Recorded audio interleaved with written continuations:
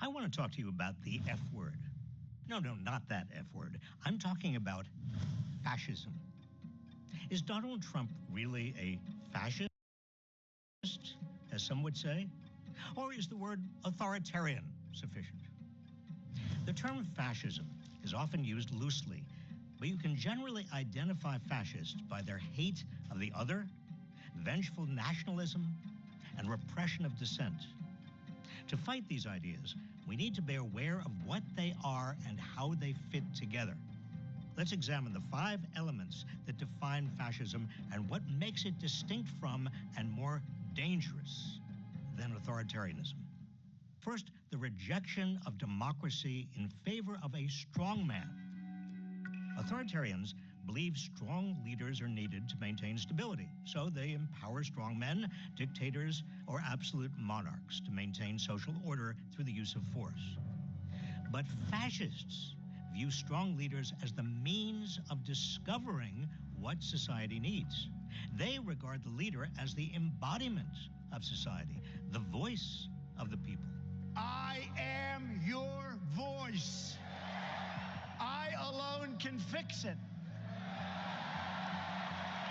Second, stoking rage against cultural elites. Authoritarian movements cannot succeed without at least some buy-in from establishment elites. While fascist movements often seek to co-opt the establishment, they largely depend on fueling resentment and anger against presumed cultural elites for supposedly displacing regular people. Fascists rile up their followers to seek revenge on the elites. The out-of-touch media elites, the political elites, but the elites from the elites who led us from one financial and foreign policy disaster to another. They create mass political parties and demand participation. They encourage violence. You know what they used to do to guys like that when they were in a place like this? They'd be carried out on a stretcher, folks. I'd like to punch him in the face, I'll tell you. Knock the crap out of him, would you? And we fight. We fight like hell.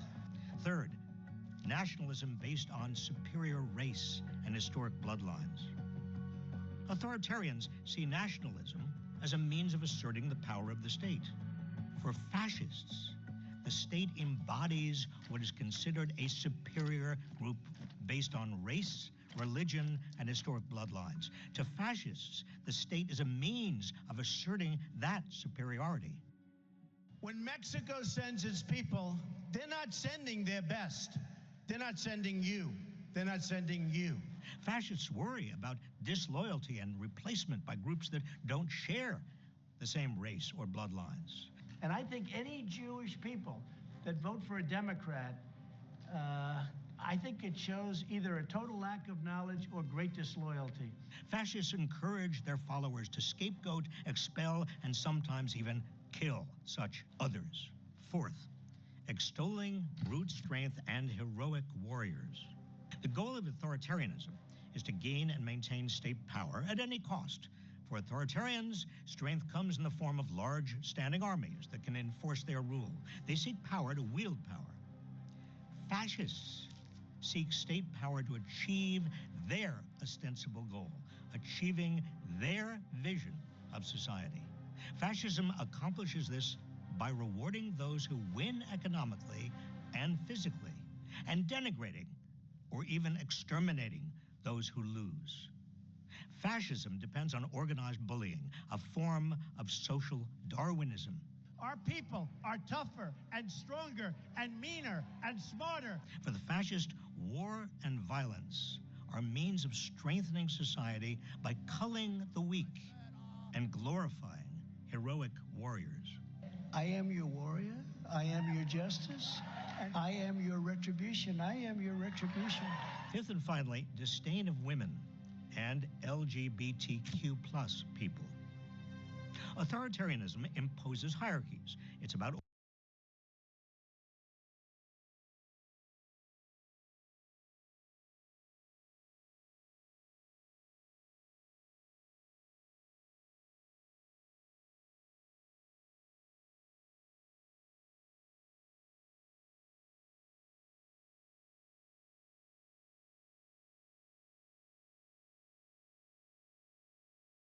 order. Fascism's idea of order is organized around a particular hierarchy of male dominance. The fascist heroic warrior is male. Women are relegated to subservient roles. In fascism, anything that challenges the traditional heroic male roles of protector, provider, and controller of the family is considered a threat to the social order. Fascism seeks to eliminate homosexuals, non-binary, transgender, and queer people because they are thought to challenge or weaken the heroic male warrior.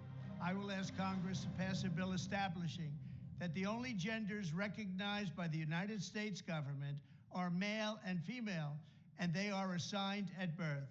These 5 elements of fascism fit together and reinforce each other.